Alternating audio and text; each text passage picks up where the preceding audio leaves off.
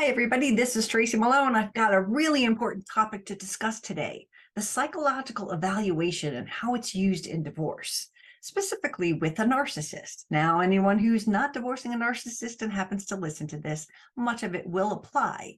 But the psychological evaluation is often used by narcissists as a weapon in divorce.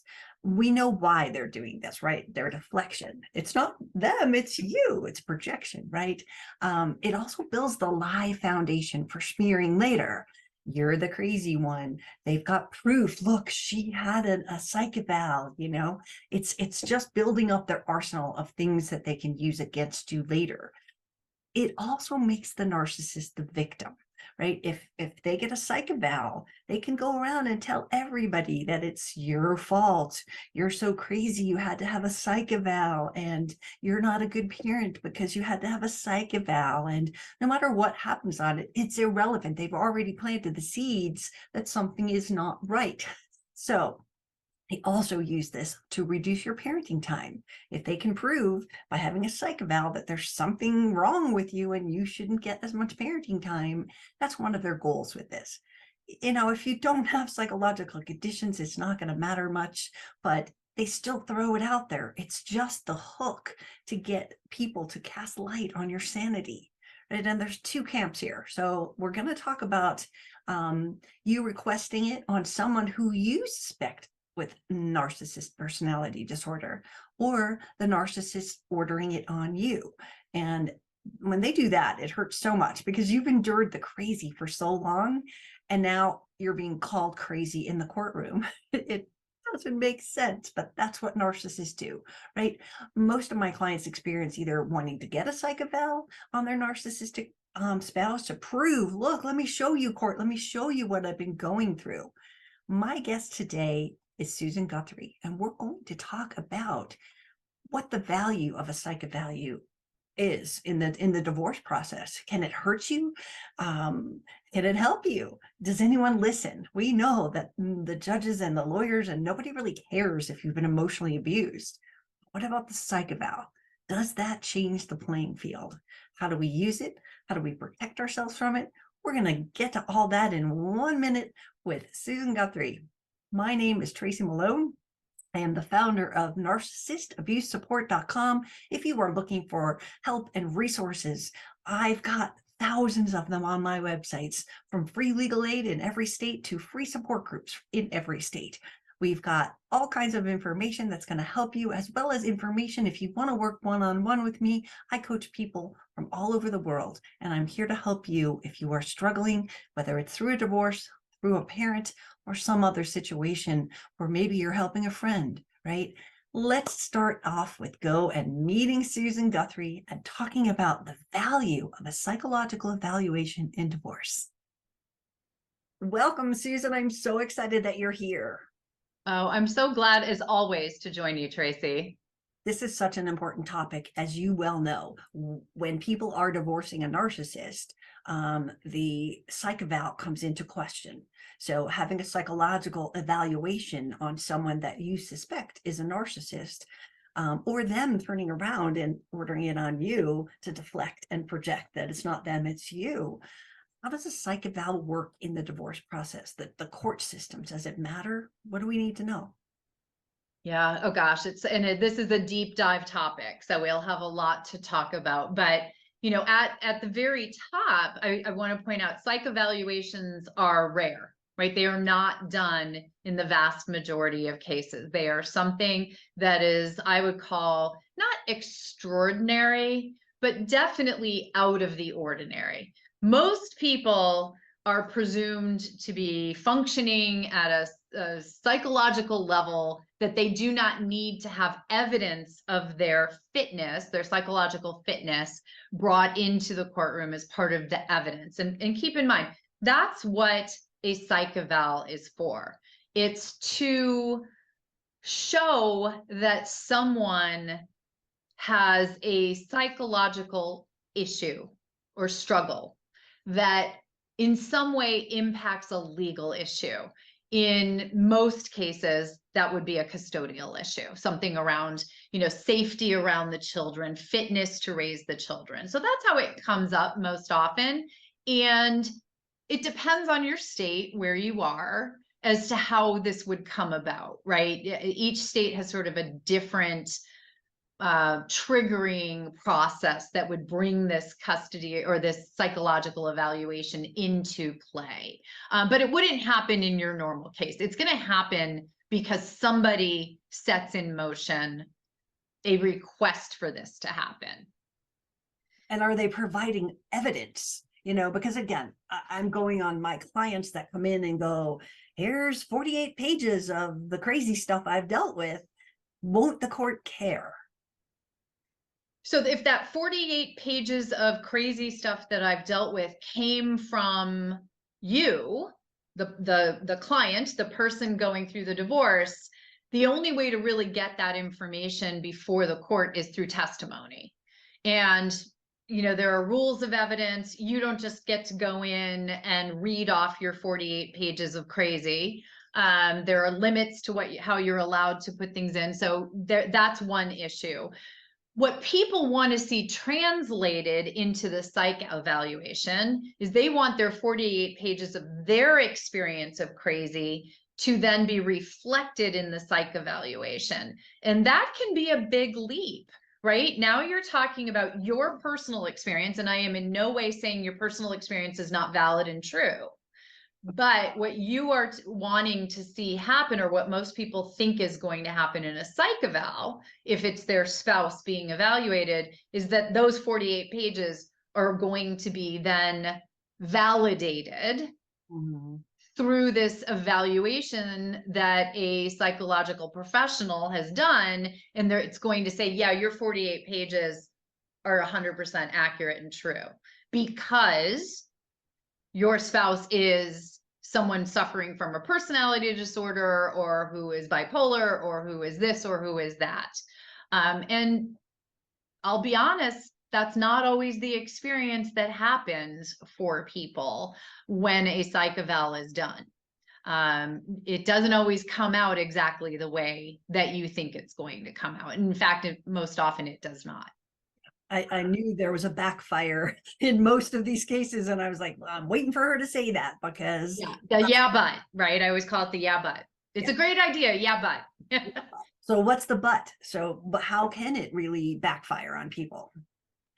Well, in a variety of ways, and I've seen all of these, and so some may happen, some may not happen, but at the very top level, most often I would say the evaluator does not see your ex 100% the way you see them. And so that your many pages, or your interpretation of incidents, or your experience does not end up being 100% validated through the psych evaluation. And that can happen for a variety of reasons. Remember that your 48 pages are your interpretation of events, so they are completely usually one-sided. Whereas the evaluator is usually going to at least have two sides. They are often going to have some input from you, but they're also going to be speaking to the person who's being evaluated, and sometimes other people. So it may be that they are having input from a variety of different sources. So that can be one aspect, is where they see balance, or they see more balance out there than maybe you see or feel. So that brings more balance to their report. The other thing is, and you know this, Tracy, people with certain personality disorders, and I'll hone in on your favorite, the narcissists, they're pretty good at hiding their crazy. And that is not a psychological diagnosis, everybody. So I'm not a psychologist. I shouldn't call it crazy. They are very skilled at hiding their dysfunction. They've been doing it for years, and they're good at it. And so, yes, psychological professionals, psychologists, psychiatrists, they have training, but there's still a relatively limited scope that they get to see in these evaluations. Your typical evaluation, I would say, takes, I'm going to roughly guesstimate it at about 6 months. Wow. 3 to 6 months, depending, and there's permutations to that. But it's not like every single day for 6 months they're having contact with your ex and doing that evaluation. They may have 2 or 3 meetings with that person. They're going to be looking at other reports. They're going to be looking at the pleadings. They're going to be looking at information that you've provided perhaps in others. But what takes so long is really that this is not the only evaluation they're doing. This is not the only thing on their plate. And it takes time to pull together those, what also can, by the way, be 48-page reports. It's not uncommon for a psych eval to be, 40, 50, 60, 100 pages long in some instances. They may do psychological testing. Most often they will do psychological testing. And so those reports will be in there. And often they're not just doing a psych eval of just one person in the paradigm. Most often when a psych evaluation is requested of one person, that person's going to say, fine, I want you tested too. Mm-hmm.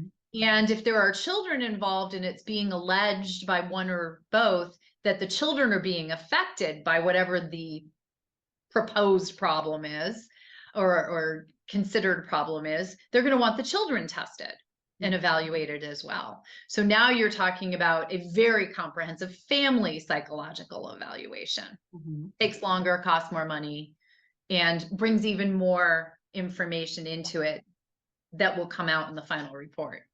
That is so much more intense than I ever imagined. So thank you for sharing that it could take that long and be that intense. I have seen, as you just said, that you're requesting a psych eval, but they turn it around and also get you psych evals, right? And oh, for sure. when we're reporting, they're crazy. And I use that term, in a friendly way. But when we are reporting these things on our 48 pages of this is what happened, and then this, all of that sort of stuff, victims tend to look a little bit unstable, right? Because it's so horrific that you're having to experience this and you're just like, you're not going to believe it. And you're just hyper vigilant and you're like, and so that also sheds a light that can look like if they're claiming it's you and you're claiming it's them, but they're all calm and collected with the evaluators and they know how to hide their behaviors. They're not going to show it. I mean, we probably didn't see it for a long time either. So they have the skills to just lock that stuff away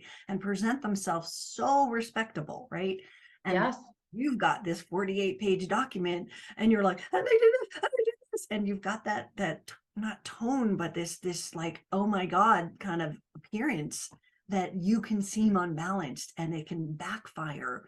And the narc is already claiming it. So who's going to look better? The one who's calm and, very put together, or the one that is hypervigilant and, oh my God, and they're in trauma, they're in PTSD. So we're not looking at PTSD, we're evaluating them for something that now gets put onto their plate, and it gets really complicated for people.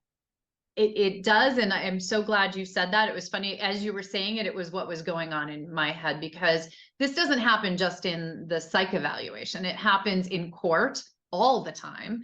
And it's why so often when people go to court and are divorcing a narcissist or someone with a personality disorder or other psychological issue, very often they do not get the result that they want in the courtroom. And that is because, and I've been there and I've seen this happen, where the person who is the victim of abuse comes across as all these things that you just talked about. They are almost frantic to make sure people understand what has happened here. And because they are at that level of just, all the things you said, hypervigilance and PTSD and trauma and stress, they speak very quickly, they cry, they're very dramatic, they, are very, the phrasing they use is very, over the top because they're really trying to be descriptive. And then over at the other counsel table, you have, I'll be generic and say Mr. Calm, Cool, and Collected, who's just like, yeah, this is what I deal with. Yeah. Mm-hmm. You see what it's like? And that same dynamic can carry over into the psych evaluation. And, so in some cases, probably the phrase victims are their own worst enemies is not the right way to say it. But one of the things, and this is something I say to anyone who is a victim of any type of abuse, who needs to in any way talk about that with anyone in the legal process. This is why you have to have a coach, because you need to be prepped for those conversations. You need to have distilled down the essential information that you need to convey, and you need to go through that and be prepared to present it in a calm, cool, and collected way so that your point can come across. And you honestly, folks, can't do it yourself because you don't know just where you're at on that trauma level. And you need someone to help you and say, you know what, you've got 48 pages of content here. You're probably going to be able to highlight, talk in broad terms, but then highlight 10 incidents. Let's go through and pick the 10 that you want to focus on. And instead of, you know, there's the time he slammed the door in my face and maybe you want to go with the one where, you know, he took the kids out of school without notifying you and disappeared for 2 days. Maybe that one is a little bit more descriptive of what you've got, right? So that preparation for any of these things so that you don't have that affect of being the person who has the trouble controlling their emotions is truly critically important. Because if you're, whether you're in the evaluation process or you're in the courtroom, you are both. This is the other thing people forget. At all times in the litigation process, you are both under the microscope, both of you, all the time. Everybody is looking over your shoulder. Everyone is making judgments. And that is that's another downside of litigation, right? You've got these strangers who don't know you and don't really know what you've been through. They are making judgments, and they are making them about you just as much as they're making them about the other person. And that's exactly how it can backfire. I've done a lot of like GAL prep and, you know, looking at GAL reports, and recently came across one that, you know, I'm highlighting as I'm reading it, and I'm like, okay, wife calls husband psychopath. Page 2, wife calls him an alcoholic. Wife calls him a sociopath, a narcissist. All this language, and all you see about what she says about him is how cool and calm and collected he is, right? The evidence is showing, and I know that what they're doing is harmful, but it's about what parts are we going to bring to this level? What parts do we need? As you just said, it's not the whole 48 pages. It is, this shows this, and this is what the judge cares about. And the, you know, I'm not saying the slamming of the door doesn't matter, but if you've got hotter issues, things that are much more important that will move the needle to showing whether it's a bad parent or that they are abusive to you, those things are going to matter much more than some of the other, you know, I'm not saying lesser things. You got to prioritize. You gotta right? pick. You gotta pick. You got to pick and choose. And you're making a really important point here that I don't want people to miss about that GAL report, because this is oh so common. Many, many victims come in diagnosing their abuser, and that is the biggest mistake that you can make. You are not the psychological professional, and even if you are, do not diagnose your ex. Do not go in there and throw out labels. They don't matter coming from you, and they are not helpful to you. Focus on the behaviors. That is it. Never say he's a narcissist, he's bipolar, he's this. It is not helpful to you. And in fact, as you just pointed out, it's harmful to you. It is all about the door slamming or the taking the children out of school without notifying you, and then not responding to communication asking where the children were for 4 days, or, you know, it's the behaviors. And I cannot say that enough, because it, honestly, you know, one thing that you and I have talked about in other shows is judges don't really care about the labels. They care about the behaviors and the effect that they have on the, if we're talking about, you know, the best interests of the children, on those children. And so the fact that your ex is a narcissist isn't enough for a judge to say, oh, they're a danger to the child. The fact that they have done things that have put the children into dangerous positions, that is what a judge gets to say, there's what I can hang my robe on and bang my gavel on and make an order that puts up guardrails around these behaviors. And that is a huge difference for people to understand. You're not going to see a court order that says the court finds that the defendant is a narcissist and therefore can have no contact with their children. That's not what a court order is going to look like. No, I mean, I've had clients and friends that their spouses threw them down the stairs. They were arrested 3 times and they still get the children half the time, right? I mean, that's a fine line. And, you know, calling and having someone even diagnosed as a narcissist, what's the gain? If they go, okay, we've done this psych eval, it took 6 months, you just paid $20,000 for it.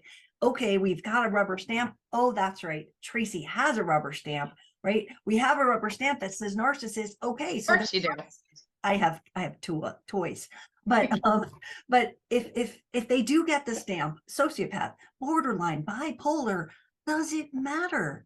Like, again, we're going through all this length to prove it, and I think that's always the wrong direction, because it comes from those behaviors. It comes from, this is what happened, and it's not, you know, I get a lot of parents that we have, and I'm not biased against men here, but it's Disneyland dad. They took them to Europe for 3 weeks and, you know, spoiled them, and I can't give them that. And that's not an offense. No judge is going to say, well, that's manipulative, right? I mean, it's like, would you like him not to be nice to your children, right? So there's things that we must pick and choose that are, you know, they pulled the child down the stairs by their hair, that will matter, right? But you can also get in trouble with that. Well, if they pulled the child down the stairs by their hair, why didn't you call the police, right? So all of these things also come back to haunt you, where you should have done something. You're a bad parent as equal as them. And that's what we need people to understand, that they have accountability in, say, reporting that happened, or reporting that the child picked up drugs off their husband's floor and ate them, and you didn't report it. You can get in trouble with Child Protective Services and all kinds of other agencies.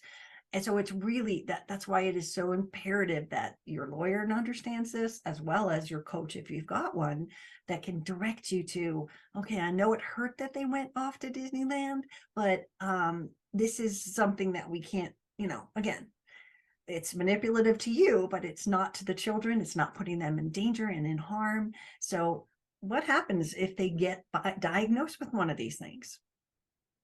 You know, it does give I mean, with certain personality disorders, certainly what you will see in the psych evaluation may be, you know, the person doing the report suggests that somebody has a personality disorder or something like that. What will be much more compelling to a judge, though, will be the degree, because we all know, like, a narcissist, just like any human being, is not one thing. A narcissist is not one thing.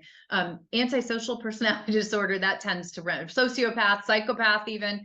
Okay, those run to scary levels.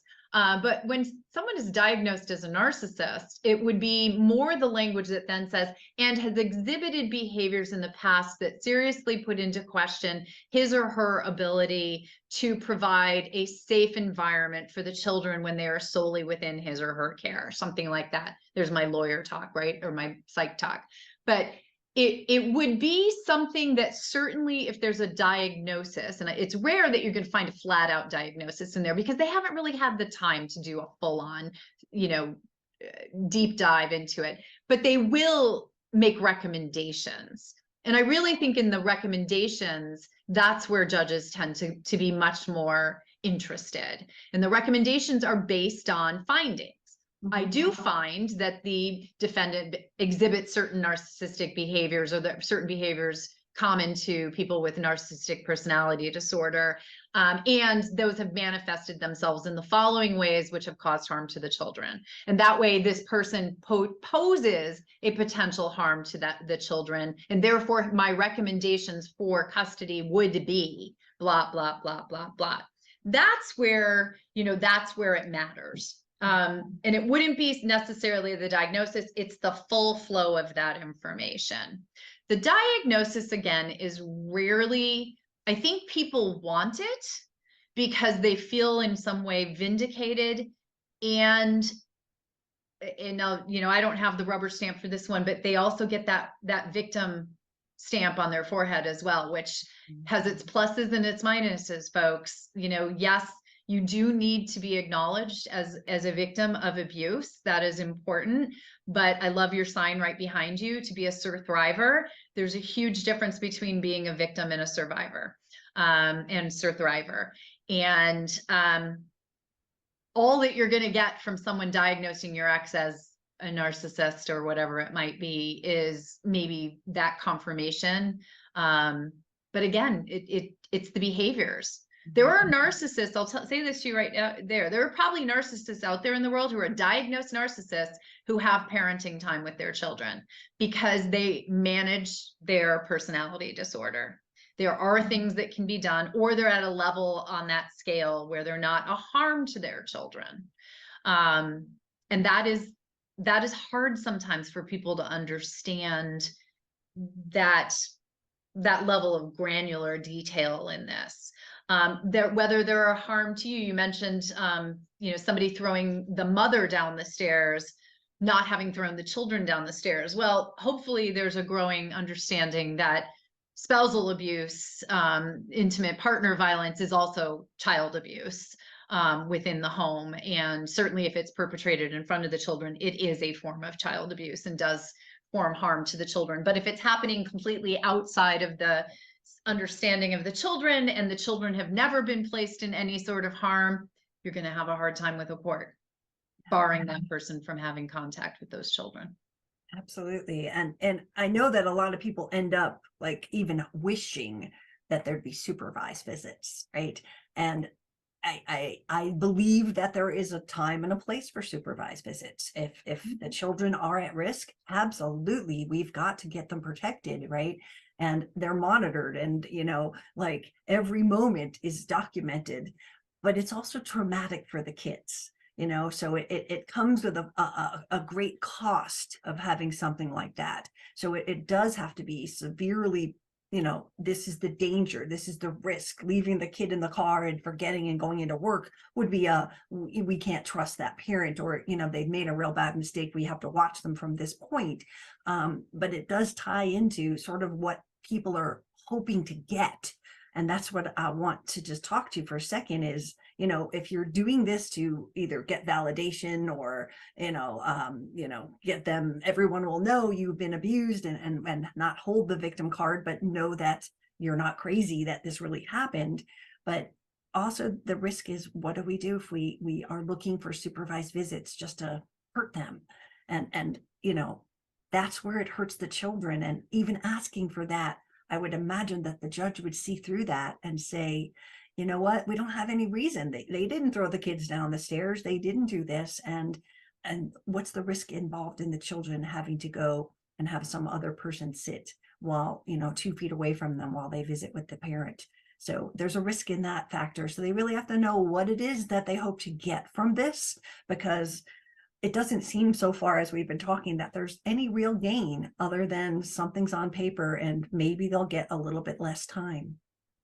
Yeah, such a good point. And I am so happy you made this, because this is the part that people forget. They get mired in the diagnosis part of this and forget that, well, on the other side of the diagnosis, say you get it, what is it that you want to happen or be recommended by the evaluator? Because that's the key part. Their findings and evaluations and recommendations.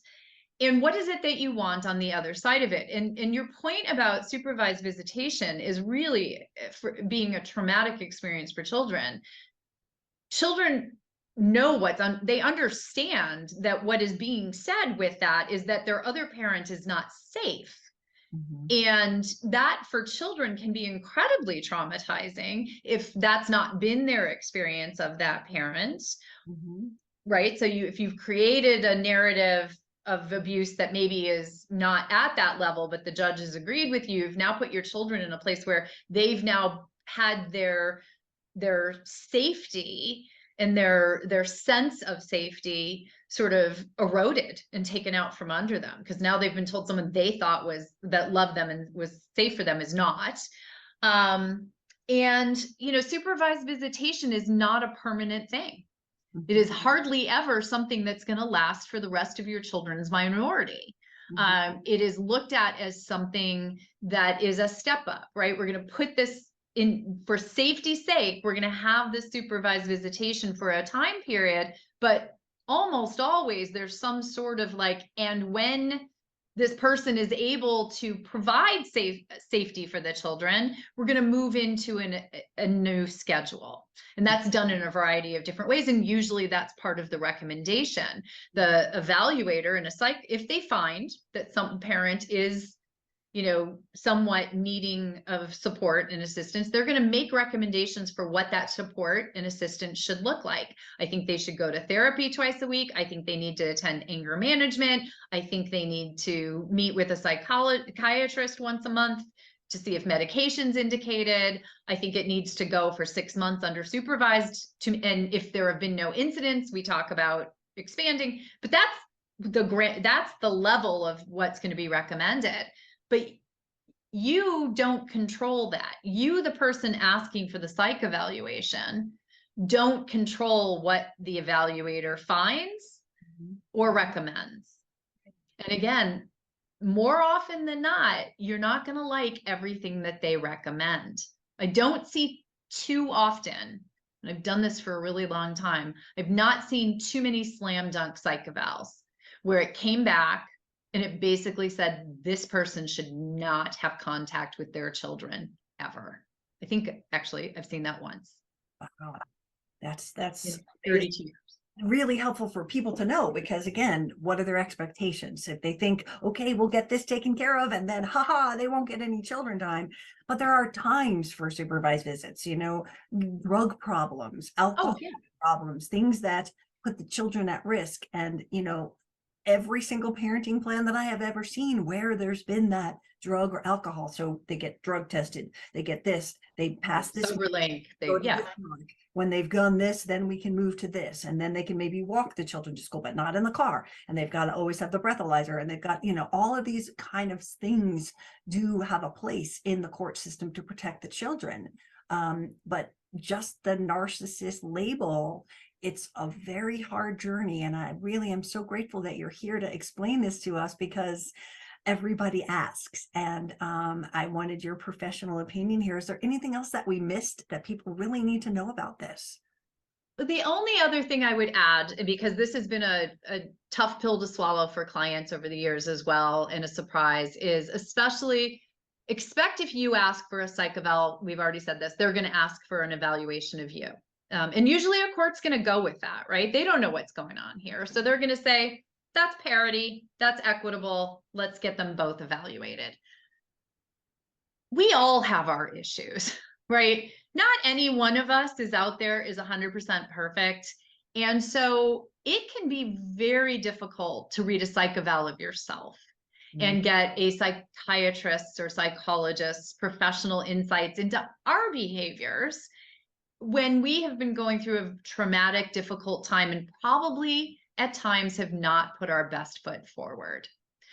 And so what will surprise people often is when it is a bilateral evaluation, we often don't come across as well as we think we will either. And that's, we're human, and that's going to happen. But it goes back to what you and I talked about at the top here, was that this is an extremely stressful process and time, and we have to remember that at times we have not been our best and behaved our best, and our own behaviors will come under that microscope. So I always warn clients about that, because I've had people have orders entered against them as a result of psych evals, that they have to go for therapy, or they have to go. And I know people out there are saying, fine, of course, who wouldn't want to go? there's a big difference between you deciding for yourself that you want therapy and it being in a court order and a psychological evaluation from a professional that you need therapy. There's just a difference. And so I'm not in any way saying don't get them done. I'm saying this is expectation setting for everyone. It is not a simple matter to go get psychological evaluations, and rarely do they come out 100% the way you want them to or the way you think that they will. It's the same thing as when you think you're going to go in front of a judge and tell the judge your story, and the judge is going to go, oh, 100%, 100%. Hardly ever happens. Same thing in a psych evaluation. And aren't they costly? Like if you're talking about a 6-month eval, you're talking 10,000. How much are you talking? Minimum 10. The more people being evaluated, the more expensive they get. 10 to 20 can be for one person. I've seen full family psych evals go up to $50,000, depending on how many people need to be talked to and the complexity. And sometimes you need more than one professional collaborating on the psych eval. You've mentioned substance use disorder issues, et cetera. We may have a psychologist, a psychiatrist, and a substance use disorder therapist working together on a comprehensive analysis in that particular case, because that's multiple levels of complication. And that cost gets split, or does the... Oh no, it just adds. It just adds. Okay. Because they're all going to be coming in doing their own evaluation process, right? Like the psychologist may be doing the personality testing and all that. The psychologist or psychiatrist might be doing, evaluations for psychiatric disorders and medication. And then your substance use counselor or therapist is going to be doing substance use disorder sort of analysis. And then they may either come together or issue 3 separate reports. Wow. It's actually better when they work together, because then you get a comprehensive understanding and recommendations. That's good to know too. Well, Thank you so much, Susan. This has been such a gift to share your knowledge, and thank you, and thank the world for, being here to listen to you, because it's really popular in my arena of divorcing narcissists, and this clears up a lot of questions. So a lot of people are going to watch this and get educated. So thank you so much. Well, I hope it helps during what I know for everyone is a really difficult time. And thank goodness for you and the work that you do to support people at this time, Tracy. Thank you. Thank you.